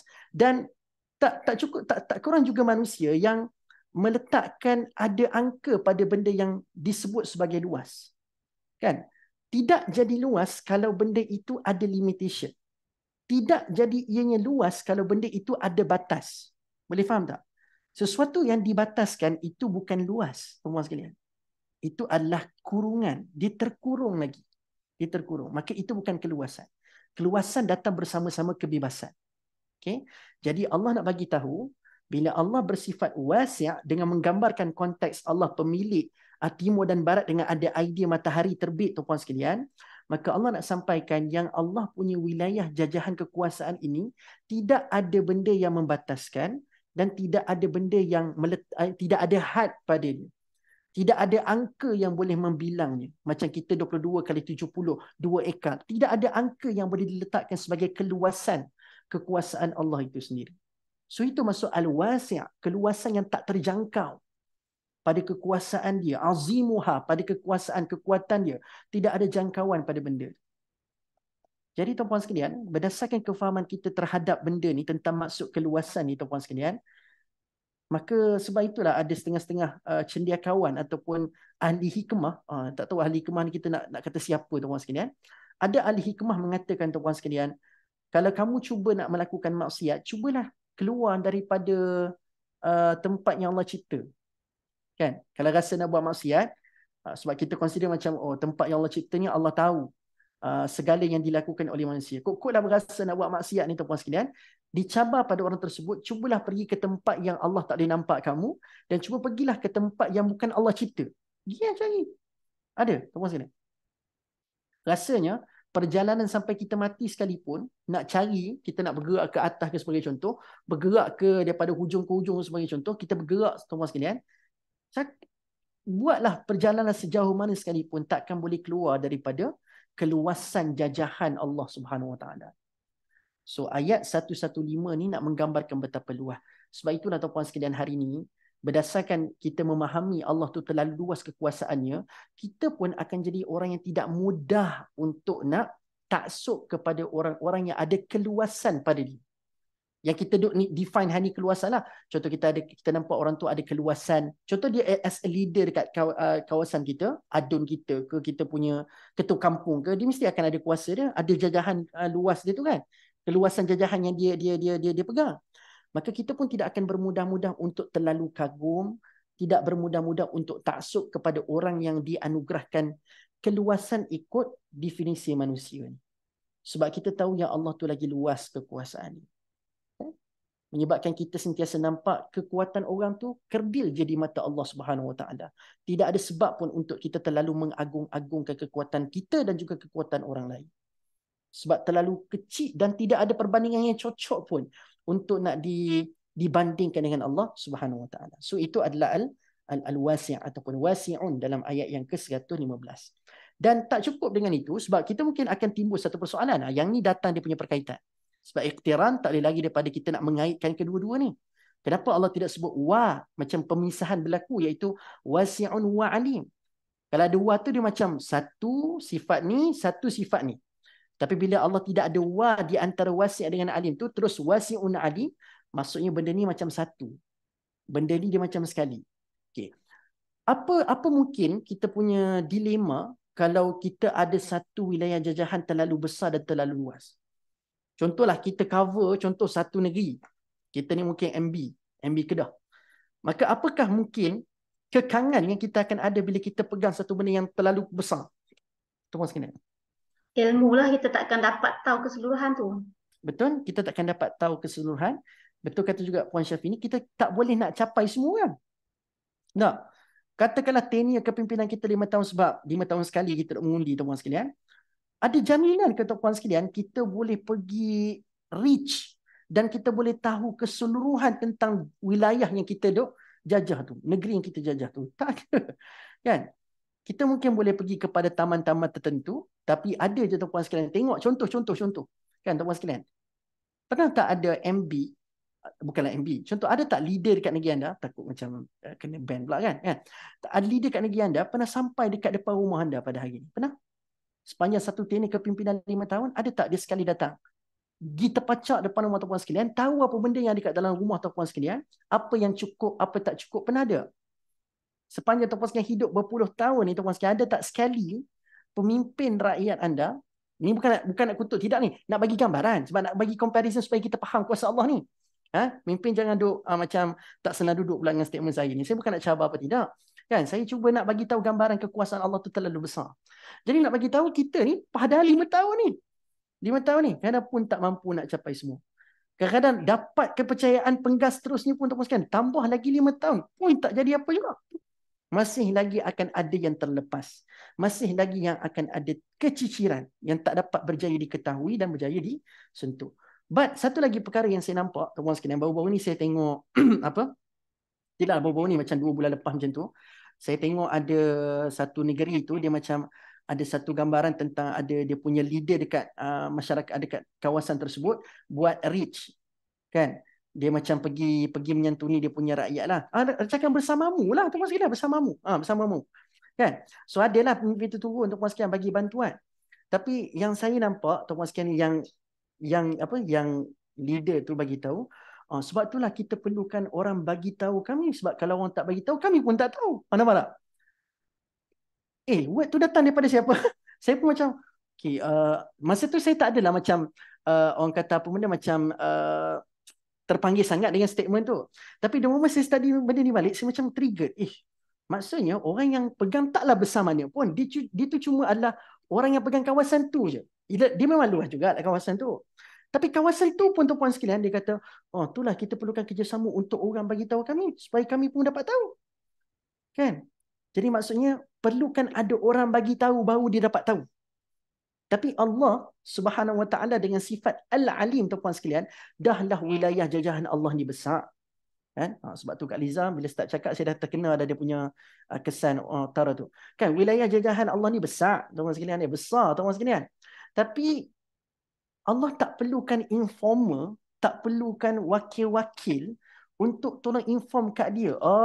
Dekat wilayah jajahan sekian, distrik sekian, ada ni, ada orang tu tak cukup makan ni, ya Allah, sian kat dia. Kan? Oh, ni ada diskit sekian-sekian ni dekat universe sekian-sekian. Tu contoh macam terkesan dengan Marvel lah pula kan. Dekat universe sekian-sekian ada ni orang ni dia tengah tadabbur Quran ni bagi rahmat kat dia, ya Allah, contoh kan. Jadi Allah tak perlukan informer kan. Allah kata by his own self, pada dirinya sahaja yang bersifat al-alim. Dalam keadaan tadi dia wasi', maka al-wasi' tidak melemahkan al-alim Allah. Di saat manusia keluasan itu mungkin akan melemahkan pengetahuan dia, tapi Allah lagi luas cakupan kekuasaan dia, lagi banyak dia tahu. Dua nama itu menguatkan di antara satu sama lain. Dia tidak membataskan, maksudnya bila wasi' al-alim menurun, bila al-alim wasi' pula menurun. Tidak ada. Dia bergerak seiring, lagi besar lagi makin tahu, lagi besar lagi makin tahu. Dan itu adalah perkara yang mustahil berlaku pada manusia. Setuju tak? Kita lagi besar lagi, kita duk macam lagi tak tahu. Kan? Tapi kalau lagi kecil, mungkin kita akan lebih tahu. Tak? Kita akan lebih tahu. Bila kita kecilkan skop tu, dia akan jadi lebih tahu. Berbanding dengan lagi besar, dia macam lagi tak tahu banyak benda, tuan-puan sekalian. Kan? Lagi tak tahu banyak benda. Sebab itulah, tuan-puan sekalian, antara benda kalau kita duk pergi kepada mustawa atau peringkat-peringkat pembelajaran ni, kan kita start dengan diploma, lepas tu ada degree, lepas tu ada master, lepas tu ada PhD dan sebagainya kan. So kalau tuan-puan sekalian perasan, di setiap peringkat-peringkat ni dia akan ada limitasi kajian. Maksudnya limitasi kajian. Contoh macam kalau orang tu buat tesis masa time diploma, maka dia just sekadar kena explore keluasan kajian tu setara tu je. Tapi untuk nak upgrade dia punya tesis tu kepada degree, dia kena luaskan kajian. Nampak tak? Faham tak? So dia kena expand lah pengetahuan dia, barulah dia layak untuk dapat degree. So untuk nak pergi kepada master, dia kena expand lagi pengetahuan. Kan dia kena expand lagi pengetahuan. So baru dapat master. So kalau nak pergi PhD, kena expand lagi. Kalau contoh kalau dia buat kuantitatif, siapa yang terlibat dalam dunia akademik, dia tahulah ada kuantitatif, kualitatif kan. So kalau kuantitatif punya research, so dia kena besarkan lagi responden. Siapa orang-orang yang nak bagi respon ataupun soalan-soalan kajian yang dia buat tu, kena besarkan lagi partisipan tu. Peserta yang kena menjawab soalan tu. Contoh kalau sebelum ni kena ada 100. So next, untuk naik ke peringkat seterusnya, kena ambil 200 sampel. Untuk next pula kena ambil 300 sampel contoh. Baru dah dapat pengukuhan kepada kajian yang kita nak buat lah. So idea yang saya nak sampaikan adalah manusia di saat dia nak meluaskan sesuatu ilmu pengetahuan dia, keluasan itu masih tidak mencapai sempurna. Itu pun saya nak sampaikan. Keluasan itu masih lagi tidak mencapai tahap sempurna. Kan?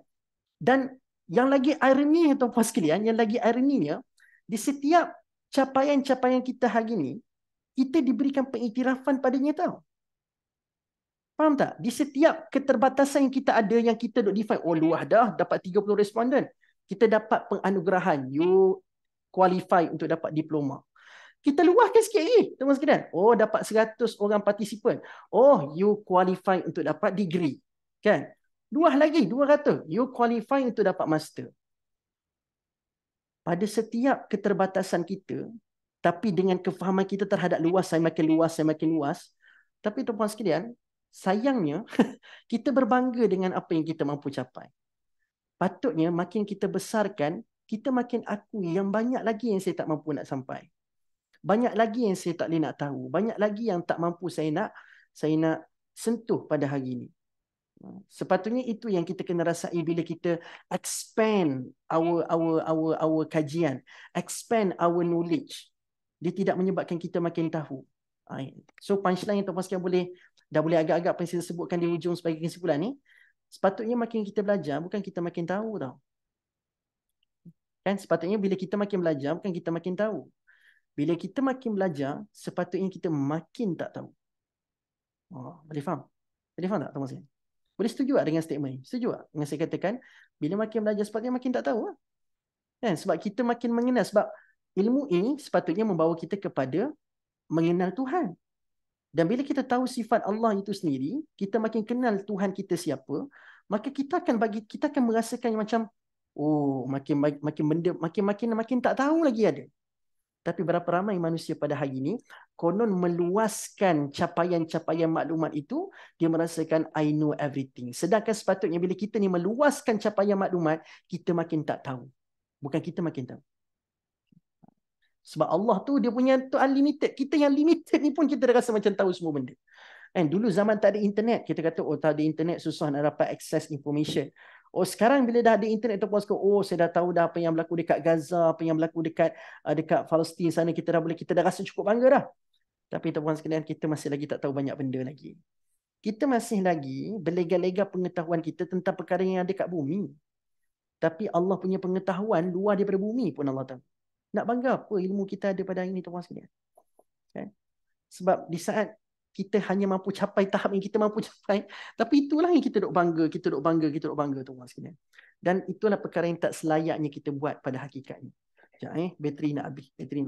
Itu pun tanda bateri pun tidak ada keluasan tuan-tuan sekalian. Dia kena ada masa dia kena charge kan. Kena masuk, kena cucuk. Tuan-tuan sekalian, okey. Nak habis bateri tak perasan, tak cucuk dengan kabel. Okey boleh? Setakat ni jelas kan? Okey baik. Okey, sekarang ni jelas tuan-tuan sekalian 115. So 115 tu konteksnya adalah pada wasiat, dan al-alim tu betul lah tadi fa inna ma tuwallu fasamma wajhullah. Maksudnya Allah tahu niat kita. Allah tak perlu pun nak kena, maksudnya macam oh bila time dia tak menghadap aku ni aku tak tahu dia solat kot. Tak. Allah kata menghadaplah ke arah mana pun Allah tahu dia tengah solat. Allah tahu niat kita untuk apa. Okey. So itu kaitanlah wasiat dengan al-alim ni, dia tidak saling melemahkan. Bila Allah gandingkan dua ni, dia saling menguatkan di antara satu sama lain. Ni Kak Alina ada komen apa ni? Bagaimana sebagai ulul albab melihat ilmu Allah semuanya, walau setinggi mana pun ilmu kita, ada tinggi PhD ke, Oxford ke, Cambridge ke, sama sekali takkan seluas ilmu Allah. Obviously begitulah Kak Alina. Kan nanti saya akan sebutkan nanti untuk ayat kedua ni, kita ada 20 minit, sempat lagi ikut satu lagi ayat. Kan? Nanti kita akan cerita pula pasal Talut sekali. Nanti kita akan tengok macam mana Allah Subhanahu Wa Taala menyebut perkataan luas untuk manusia. Kita hari ni bila untuk Allah kita kata luas itu wasiat kan. Tapi bila Allah nak cerita pasal keluasan untuk makhluk dia, Allah guna istilah apa? Nanti kita akan tengok nanti. Okay, kita akan tengok nanti. Okay, baik. So far ayat 115 jelas tak? Perkaitan wasiat alim, kefahaman tentang ayat ni jelas kan? So cantiklah ayat ini menggambarkan, ayat ni lah bantu kita untuk faham betapa besar tu, betapa besarnya Allah punya wilayah kekuasaan, dan betapa besarnya pengetahuan Allah, luasnya pengetahuan Allah. Tu yang so berterima kasih pada ayat ni untuk kita dapatkan gambaran muhasabah untuk itu semua.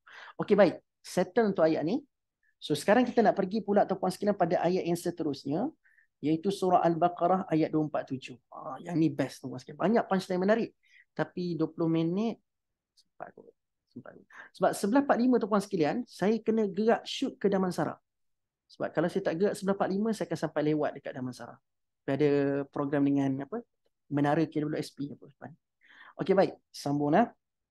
Okey, kita tengok tu. Sebab 20 minit sayang tak gunakan dengan baik. Okey, auzubillahi minasyaitonirrajim 247 Al-Baqarah tadi ada Puan Syahira dah paste lah, tapi dia dah tenggelam tu. Siapa yang boleh tolong paste balik Puan Syahira punya ayat tadi letak tu, paste balik kat sini.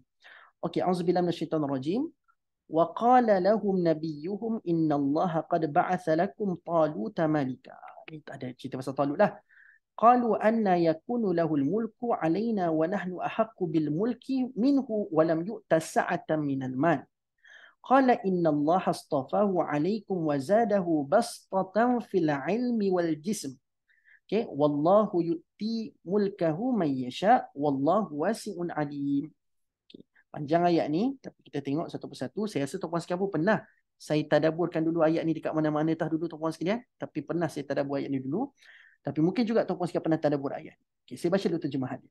Dan Nabi mereka pula berkata kepada mereka, so, Nabi tu, kalau ikutkan tuan-puan sekalian, tafsiran menyebutkan dia merujuk kepada Nabi Syamuel. Kan, Nabi Syamuel yang masa itu menjawab respon kepada Bani Israel dalam ayat sebelum itu, dia minta kan, alam tara ilal mala'i min Bani Israel min ba'di Musa. Kan, masa tu kan dia minta kepada kepada Nabi dia tu, untuk lahu muba'ath lana malikan, tolong lantikkan untuk kami seorang raja So ayat 27 ni adalah kesinambungan daripada ayat 246 masa Bani Israel minta raja pada Nabi Syamuel. Maka tuan-puan sekalian, Nabi pun berkata kepada Bani Israel bahawasanya Allah telah melantik Talut menjadi raja bagi kamu. So maksudnya dalam ayat ni Nabi tu dah bagi jawapan lah siapa. So di sini tuan-puan sekalian kita dapat satu perkara yang menarik, iaitu kepercayaan orang-orang terhadap agamawan pada zaman itu. Saya boleh katakan Nabi ni dalam ayat ni kita boleh nisbahkan pada zaman sekarang macam mufti lah. Macam mufti. Standard Nabi dulu yang untuk dalam pemerintahan zaman ni lah. Nabi tu dianggap macam mufti lah. Tetapi kepercayaan terhadap mufti ni sangat tinggi. Dia punya, orang kata dia punya trust tu, level of trust tu sangat tinggi. Sampai tahap Bani Israel yang nakal-nakal ni tuan-puan sekalian, bila nak suruh lantik leader, minta Nabi bagi pendapat. Minta Nabi yang pilih. Oh, kita hari ni orang yang pergi 7 kali usrah pun dah pandai tefis mufti punya fatwa. Baru pergi berapa kali kelas kau dah boleh tepis lah mufti punya fatwa. Konon macam kita ni bijak lagi daripada mufti. Kan? Dulu tu sekalian punyalah percaya sampai tahap nak suruh pilih pemimpin pun suruh mufti pilih. Tu dahsyat tak dahsyat dulu kepercayaan kepada mufti. Okey, tapi zaman sekarang, akhir zaman tuan-puan sekalian tak pelik lah kenapa tak berlaku seperti dulu. Satu disebabkan macam-macam lah faktor di pihak yang belah agamawan pun dia, belah kita ni pun dia tuan-puan sekalian. Kedua-dua pihak ada menyumbang kepada berlaku keruntuhan kepercayaan kepada golongan-golongan agamawan ni tuan-puan sekalian. Okay, come back to the story. So Nabi Syamuel pada waktu itu tuan-puan sekalian telah melantik Talut sebagai raja. Kan dia kata bukan dia yang pilih, tapi bahawasanya Allah telah melantik Talut menjadi raja bagi kamu semua. So jawapan yang kamu minta tu inilah dia, Talut lah sebagai raja. So bila mana Bani Israel dengar tuan-puan sekalian pada waktu itu, oh Talut sebagai raja, dia orang pun risau lah. Bagaimana dia mendapat kuasa memerintah kami, sedang kami ni lebih berhak dengan kekuasaan pemerintahan itu daripadanya. Dan tidak pula dia diberi keluasan harta kekayaan. Okay. Pause kat situ je. Okay. So maksudnya orang Bani Israel ni bila dapat tahu Talut jadi raja ni dia tak puas hati. So ada orang toksik sekeliling Talut ni tuan-tuan sekalian, dia tak puas hati. Dia kata tak layak Talut ni jadi raja sebab kami nampak dia ni tak pula diberikan keluasan harta kekayaan. Tidak apa, lam yu'ta sa'atan minal mal. Okey, digunakan perkataan sa'ah kan? Kita nak bincang al-wasi'ul alim, betul? So perkataan sa'ah digunakan oleh Bani Israel yang tak setuju dengan pelantikan Talut. So bagi Bani Israel nak jadi leader dia kena sa'atan minal mal. Okey, baik. Jadi tuan-puan sekalian, agak-agaklah tuan-puan sekalian, hari ni contoh saya bagi dua individu, cuba tuan-puan sekalian nilai siapa lagi kaya. Okey, cuba tuan-puan sekalian nilai, tengok, kita nak tengok jawapan tuan-puan sekalian masing-masing. Okey, individu pertama tuan-puan sekalian adalah individu yang gajinya 5,000 tapi ada 15 orang anak. 5,000, 15 orang anak. Okey. Itu adalah orang yang pertama. Siapa lagi kaya? Itu orang pertama. Orang kedua tuan-puan sekalian adalah gaji 500 tapi seorang anak. Siapa kaya lagi?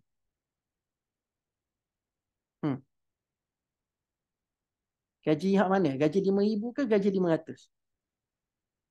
Kalau ikut secara angka. 500. Gaji 500 tak? Sebab kalau 5,000 tu seorang dapat 333 ringgit ya. Boy, siap kira betul you know. Ada kalkulator depan Kak Liza tu. Oh, dahsyat. Betul tak? Kan? So ada orang tu gaji 5,000 tapi 15 orang anak, 15 orang tanggungan. Tu tak campur isteri. Kan? Hak ni dia gaji 500 ya, tapi dia punya tanggungan seorang anak dan juga seorang isteri. Contoh. Kan? Jadi tuan-puan sekalian, kita bila dengar 5,000 ni, terus kita bila tanya gaji berapa? 5,000. Kita terus tuan-puan sekalian kata, "Oi, kaya." Kita kata kaya lah. Kita terus akan menganggap orang tersebut adalah orang yang luas dari sudut almal dia, luas harta dia. Tapi tuan-puan sekalian, tidak sebenarnya. Dia sebenarnya kena tengok tanggungan dan sebagainya. Maksudnya ada banyak penilaian apa yang perlu dilakukan untuk mengukur keluasan harta seseorang. Banyak-banyak penilaian yang kena buat. Tapi tuan-puan sekalian, macam biasalah, Bani Israel ni, dia punya cara dia fikir tentang kekayaan dan keluasan harta ni adalah based on apa yang dilihat depan mata. Maksudnya, oh, aku nampak dia ni pakai biasa-biasa. Tak ada pula nampak dia ni pergi buat bangunan ke apa ke, banyak kaya ke, pakai pakaian berjenama ke. Tak nampak pula. Jadi kita always judge book by its cover, maka keluasan harta tu jadi bias berdasarkan apa yang kita lihat depan mata sahaja. Kan? Sebab tu tak boleh KW40 ikut gaji. Betul, setuju. Saya setuju sangat, tuan-tuan sekalian. Sebab hari ni contoh kan, tuan-tuan sekalian. Tuan-tuan sekalian percaya tak, hari ni orang-orang T20, diorang ini juga adalah bekas B40. Bekas B40. Dulu gaji diorang tak besar, tapi sebab lamanya mereka bekerja, diorang baru je dapat capai T20, tiba-tiba kerajaan dah buat pengasingan kelebihan-kelebihan B40 dengan T20. Padahal dia dah lama B40 tu. Nak capai ke T20 tu, Masya Allah, tunggu lama tuan-tuan sekalian dapat T20. Tapi baru nak merasa T20, dah rasa susah balik dah.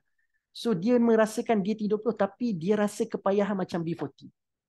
Faham tak? Dengan sekatan, dengan apa penguatkuasaan yang telah ditetapkan pada T20 dan juga pengasingan ni lah tuan-tuan sekalian pada hari ni. Kan? Dia orang tak tahu banyak lagi yang perlu dia ambil kira tuan-tuan sekalian. Mujurlah dekat sekolah. Kan? Kalau tuan-tuan sekalian ingat lagi kalau kita isi borang anak-anak tu kan. Dia bukan sekadar kena sebut gaji berapa je. Tapi dia akan sebut bilangan tanggungan. Mujur dia ada benda tu. Supaya adil lah pihak sekolah tu tuan-tuan sekalian. Nak ukur berapa layak tu budak ni dapat buku teks ke. Kan? Layak ke tidak dapat RMT ke apa kan tuan-tuan sekalian. Sebab itulah jangan dengar, oh gaji kau mak pak kau 4,000 tapi dapat RMT. Mungkin barangkali tanggungan dia dahsyat. Kan? Tak semua orang gaji 4,000 tuan-tuan sekalian boleh tanggung juga, tapi ada orang gaji 4,000 susah. Kan? Susah. Okey, kembali. Okey, jadi tuan-tuan sekalian berdasarkan dua individu yang saya buat tadi, begitulah sikap Bani Israel. Dia always faham sa'atan minal mal ni adalah dalam definisi macam yang pernah dia nampak. Sebab ingat Bani Israel ni adalah golongan-golongan yang pernah nampak, yang pernah tahu cerita macam mana orang yang paling kaya itu Firaun. Jadi bagi dia orang yang sa'atan minal mal itu adalah seperti mana Firaun, seperti mana Qarun. Sebab Bani Israel ini juga yang disebutkan oleh Allah dalam Al-Quran, the moment dia tengok Qarun keluar atau sekali Qarun berjalan, kan dia kata, alangkah baiknya kalau aku ada pakaian macam dia. Kan? Ada kan kita baca ayat tu kan? Alangkah baiknya aku ada pakaian macam dia. Alangkah baiknya kalau aku ni boleh berjalan dan bergaya macam dia. Nampak tak? So, bila tengok Qarun, dia rasa macam, oh ini tanda-tanda sa'atan minal mal. Ini tanda-tanda sa'atan minal mal. So disebabkan definition dia tentang sa'atan minal mal tu seperti Qarun, seperti Firaun, that's why the moment dia tengok Talut tu terus dia kata, dia ni out of league sebenarnya. Tak layak dia jadi leader sebab dia tidak seperti Qarun, tidak seperti Firaun. Tidaklah kata perangai tu, tapi dia kata secara keterampilan itu tidak seperti mana yang pernah aku faham. Orang yang perlu ada keterampilan seperti mana macam pernah aku tengok Qarun, pernah aku tengok Firaun. Okey? Lalu tuan-puan sekalian, di saat orang-orang yang ghulu melampau ini menggunakan istilah sa'atan minal mal, cuba tengok Allah counter back balik. Tengok. Bila Allah nak counter back balik, aku pilih dia bukan sebab mal tu. Tapi kau guna sa'atan tadi kan? Kamu guna perkataan sa'atan wahai manusia. Tapi ni aku pula bagi tahu kenapa Allah firmankan, Allah bagi wahyu kat Nabi tu. Nabi tu cakaplah kepada Bani Israel, sesungguhnya Allah telah memilih Talut menjadi raja kamu dan telah mengurniakan kelebihan dalam lapangan ilmu, pengetahuan dan kegagahan tubuh badan. Kan? Okey. So, tuan-puan sekalian, dalam ayat ini, di saat Bani Israel guna perkataan sa'atan, tetapi Allah melalui lidah Nabi ini mengatakan istilah bastatan. Perkataan bastatan. Jumpa kan? Bastatan tu kan? Bastatan ni tuan-puan sekalian, kalau ikutkan, lebih kurang nak dekat je makna dengan sa'atan tu. Kalau sa'atan tu luas, tapi kalau ikut dalam ayat ni tuan-puan sekalian, kelebihan. Kita kata bastatan ni maksudnya adalah kelebihan. Bastatan fil ain wal jism. Disebutkan dalam ayat ni. Jadi tuan-puan sekalian, bastatan ni juga mendekati keluasan itu. Tetapi kalau ikutkan secara bahasa, secara linguistik perkataan bastatan ini, dia adalah sesuatu istilah keluasan tetapi dia macam ada limit juga. Sebab itu tuan-puan sekalian, sesuatu yang stretch, dia macam mana tak ada contoh pula. Sesuatu yang terlalu istilahnya padat ataupun sarat. Kan? Contoh tuan-puan sekalian, banyak tara mana sekalipun, dia macam last kali dia jadi macam tak legi dah. Contoh macam tuan-puan sekalian meniup belon, kita masukkan angin banyak. Kan kita ada banyak angin, kita banyak angin. Kita tiup banyak angin, kan? Banyak angin ni lain macam lah. Kita tiup tuan-tuan sekalian, tu banyak angin masuk dalam belon. So akan tiba ketika tuan-tuan sekalian, banyak tara mana sekalipun, benda yang menampung itu last sekali akan sangat. Kan? Dia akan sangat. Sebab itu last sekali akhirnya bila kita keep bagi juga banyak-banyak lagi, last sekali memang hidup kita memang nak banyak. Tapi last sekali kalau kita masukkan angin, dia akan meletup. Dia akan pecah.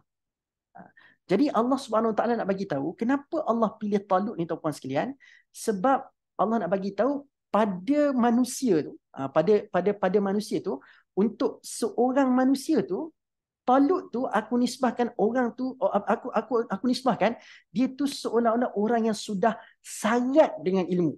Gitu, sangat. Tapi tidaklah bermakna dia tahu keseluruhan ilmu. Faham tak?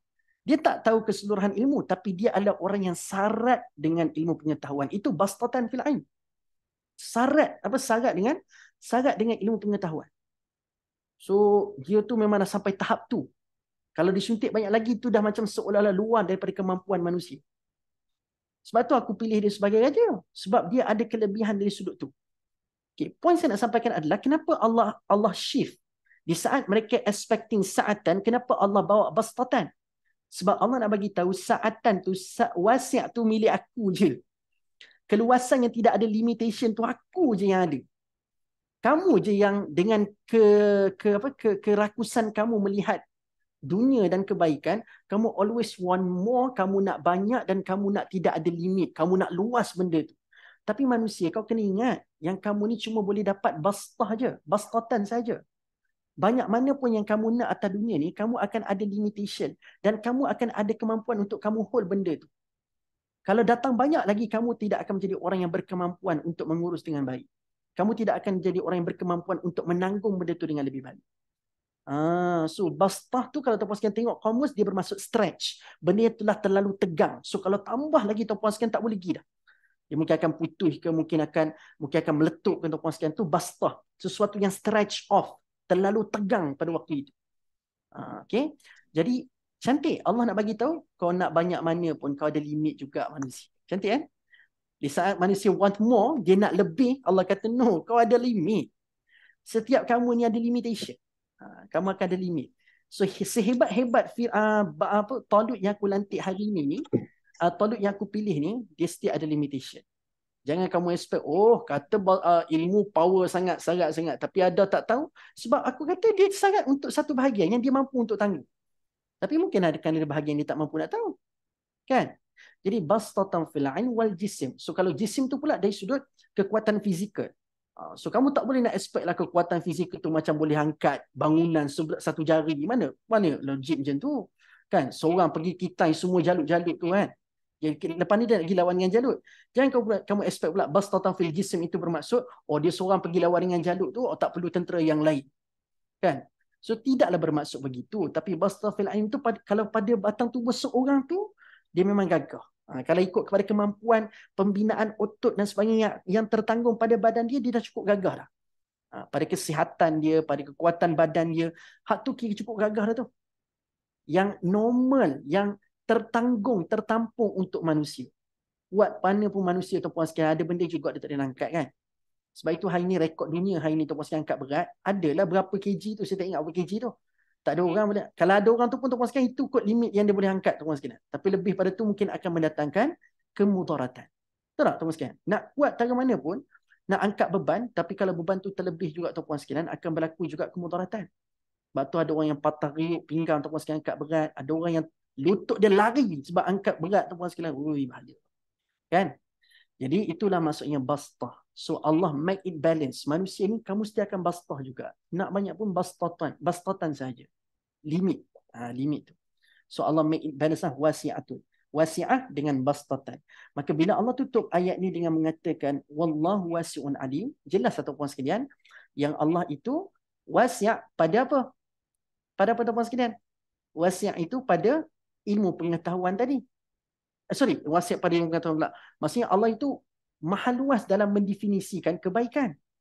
Sebab kamu duk ingat mesti orang tu luas harta, tapi ada ketika harta tidak penting, tapi yang penting adalah pada ilmu. Jangan kamu nampak asal kebaikan je kamu restrictkan pada duit, kena banyak.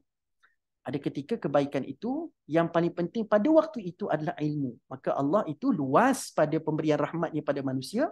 Maka Allah berikan juga, Allah memuliakan orang yang ada ilmu dekat dalam ayat ke-247 surah Al-Baqarah ni. Dan Allah itu Al-Alim dari sudut apa tuan-puan sekalian? Kalau tadi dia ada kemampuan dalam bastatan fil ain kan. So hebat sangat mana pun ilmu dia, tapi dia tak boleh nak lawan ilmu Allah. Ilmu Allah is always lebih daripada manusia. Tak pernah kita menjangkaui ilmu-ilmu Allah Subhanahu Wa Taala. Saya ada banyak, saya ringkaskan poin saya nak sampaikan 247 ni, tapi sebab masa dah habis, itu puan sekalian. So next class, cuba tuan-puan sekalian remind saya untuk sambung lagi ayat 247 ni. Ada banyak benda saya skip. Sebab saya tadi awal-awal saya kata ada banyak punchline, tapi basically untuk nak go kepada makna wasi'un alim tu kita dah dapat idea kan. Cuma ada lagi lah kupasan-kupasan lanjut dalam ayat 247 yang saya tak sempat nak bincang pada hari ini. So Allah a'lam bishawab tuan-puan sekalian. Terima kasih banyak. Tepat 11.45 kita punya sesi pada hari ini. Saya kena gerak dah tuan-puan sekalian. Ada pun saya nak sangat meraihkan soalan tuan-puan sekalian, tapi saya kena gerak dah. Betul-betul kena gerak. Sebab kalau saya gerak lambat lagi, saya akan sampai lambat. Okay, boleh So mungkin boleh kumpul soalan. Macam misalnya Kak Liza selalu, Kak Syida, dia selalu kadang-kadang dia akan WhatsApp saya soalan-soalan daripada jemaah. So boleh kumpul kalau ada soalan. Nanti kalau saya akan cuba respon lah. Dan kebiasaannya biasa saya voice note tu akan di send ataupun dikongsikan dekat dalam grup jemaah Ahsanul Amal semua insyaAllah. Terima kasih banyak. Minta maaf tuan-puan sekalian. Hopefully perbincangan pada hari ini bermanfaat dan juga tuan-puan sekalian berpuas hati. Sebab melihat betapa hebatnya Allah mengatur setiap perkataan itu bukan by chance, bukan secara tak sengaja, tapi ada sebab dan musabab di setiap kalimah-kalimah yang Allah tentukan dalam satu-satu ayat tuan-puan sekalian. Jadi wallahu a'lam bishawab. Terima kasih semua. Minta maaf sekali lagi salah silap dari pihak saya. Aqulu qawli hadza wa astaghfirullahal azim li wa lakum. Saya kembalikan pada Puan Syafiq. Alhamdulillah, jazakumullah khairah. Kita tak nak ambil masa Ustaz. Fi amanillah Ustaz. Semoga sampai ke destinasi. Dan insyaAllah kita akan terus sambung perbincangan kita ini minggu depan. InsyaAllah.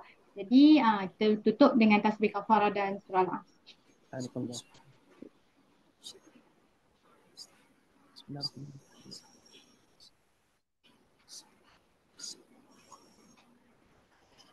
Jazakumullah khairah Ustaz dan semua sahabat-sahabat. Assalamualaikum. Waalaikumsalam warahmatullahi wabarakatuh. Terima kasih Ustaz. Assalamualaikum. Assalamualaikum. Terima kasih semua.